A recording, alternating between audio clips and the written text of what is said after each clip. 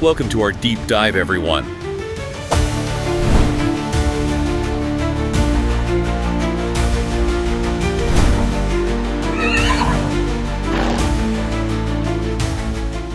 Welcome to another deep dive. Looks like we've got quite the stack of info on these V86 races. Yeah. So we want to know about each race, who's likely to win, the challengers, and well, maybe some of those long shots, those hidden gems that can surprise everyone. Absolutely. Let's uncover those hidden gems. Yeah. So we're going to tackle each one by one, right? Sounds good to me. Okay. So V86 one kicks us off at Åby, and it's a short distance volt start. That can always be a bit unpredictable. Yeah, for sure. Those starting positions can really throw a wrench in things. Yeah. But, looking at the data and the expert analysis here, Kyrie Layson is looking strong, 2 wins in a row, and a history of really solid performances. But a strong contender isn't always a sure thing, is it? I mean, is there anyone else who could challenge Kyrie Layson? Definitely. Tug of War could put up a good fight. It had a really impressive came-from-behind win last time. Oh, wow. And the data suggests it's in top form, so this could be a real battle. A duel right out of the gate. Now, I love a good underdog story. Any long shot possibilities in this race? Well, Mr. Birdman could be one to watch. The expert analysis suggests it's in excellent shape, but it could have a bit of a slow start from that starting position. So if it can overcome that, who knows? It could be a dark horse. If the track is a bit heavier that day, it could actually work to Mr. Birdman's advantage. Oh, interesting. Slower pace gives it a chance to catch up. So a little rain could turn this dark horse into a real contender. I love it when the unexpected comes into play. Let's move on to V86-2 at Solvalla, another sprint race. Yeah, and this one has a Timo Nurmos-trained horse, Going Cash. Always a name to watch. A Nurmos horse always catches my eye. But this is a comeback race after a break. Can it win right out of the gate like that? It has the potential. Both the data and the expert analysis point to Going Cash as a strong contender. Okay. However, it's a competitive field. Nigel Di Quattro is another one to watch, known for quick starts, and it excels from the front. And the analysis also mentioned Quicka as potentially strong, but maybe not the best starting position. Right. If the pace is fast, Quicka could definitely capitalize with its strong finishing kick, so don't underestimate it. 3 potential winners. 3 very different racing styles. This is getting interesting. Any long shots hiding in plain sight there? There's one that caught my eye, Victory Poseidon. Starting from the 3rd position. Okay. Might not be the flashiest horse, but it's known for consistently delivering solid performances. And in a fast-paced sprint race, that could be a secret weapon. A classic case of slow and steady wins the race. Okay, V86-3 back at Åby. This one is a little different. It's a cold blood race, not something you see every day. A cold blood race. Okay, so is there a clear favorite, or is this one wide open? Pretty open field, but LD Odin has a strong prediction and impressive finishing speed. Definitely a top contender. But I'm seeing some buzz around Yilmir Borkin. Recently had a nice win and seems to like the track at Abbey. Yeah, it could be a tough one to beat. And don't forget about Wild Eric.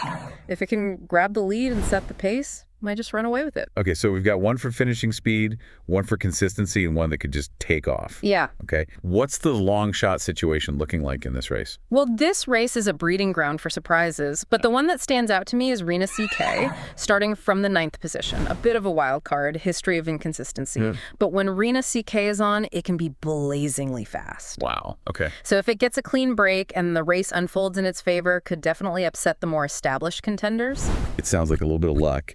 And a good day at the track could be the magic formula.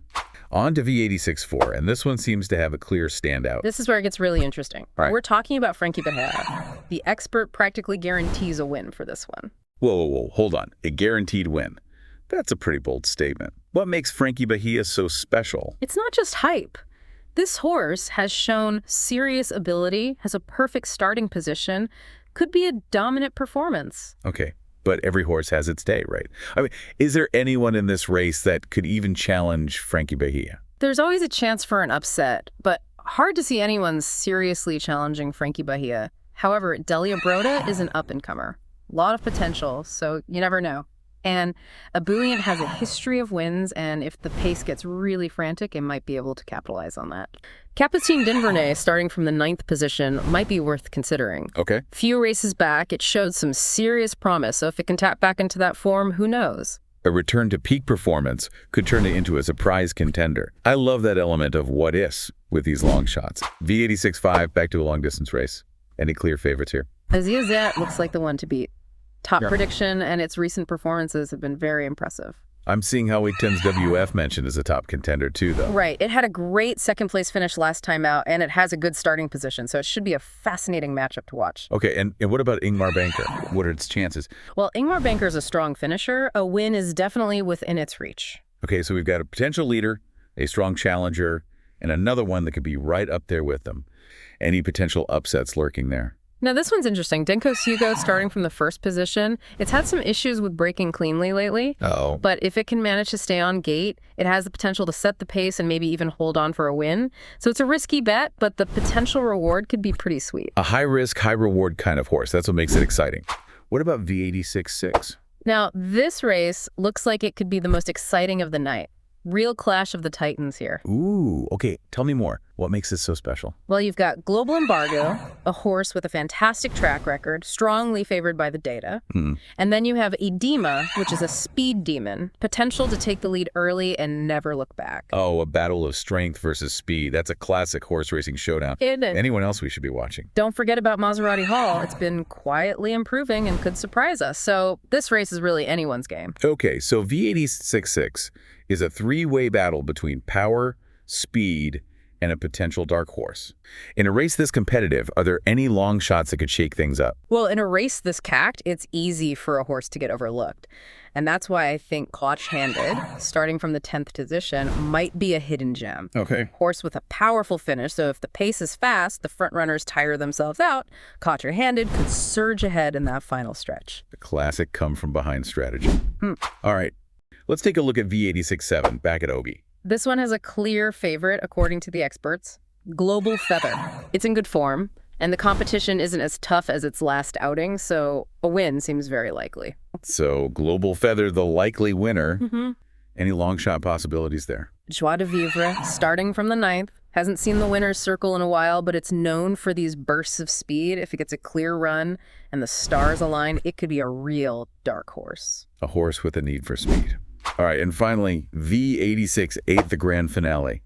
What's the word on this last race? This one has another expert favorite, and they're calling this horse a future star, Killer Journey. A future star, huh? That's high praise. What makes it so special? This horse has shown some real talent, and if it runs a clean race, a win is very likely. But we've seen upsets before. Any potential spoilers who could steal the show from this rising star?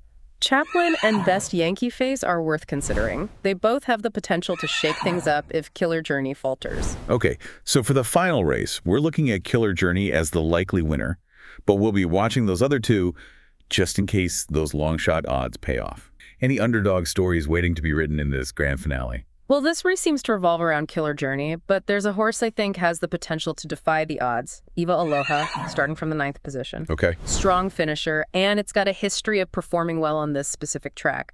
So that home track advantage could be a real game changer. A home track hero, I love it.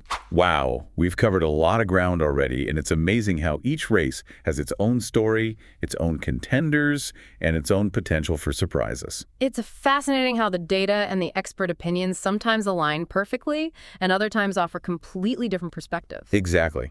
And that's what makes analyzing these races so much fun. You've got to consider all the angles, weigh the evidence, and then take a leap of faith when you place your bets. It's like solving a puzzle, trying to piece together all the clues to predict the outcome. So to all of you out there getting ready to place your bets, remember, the favorites might seem like the safe bet, but there's always a chance, however small, that a long shot could win it all. Maybe one of these underdogs will become your champion. Good luck to everyone, and may the best horse win. And that's a wrap on our deep dive into the V86 races. Until next time, keep exploring, keep learning, and never underestimate the power of an underdog.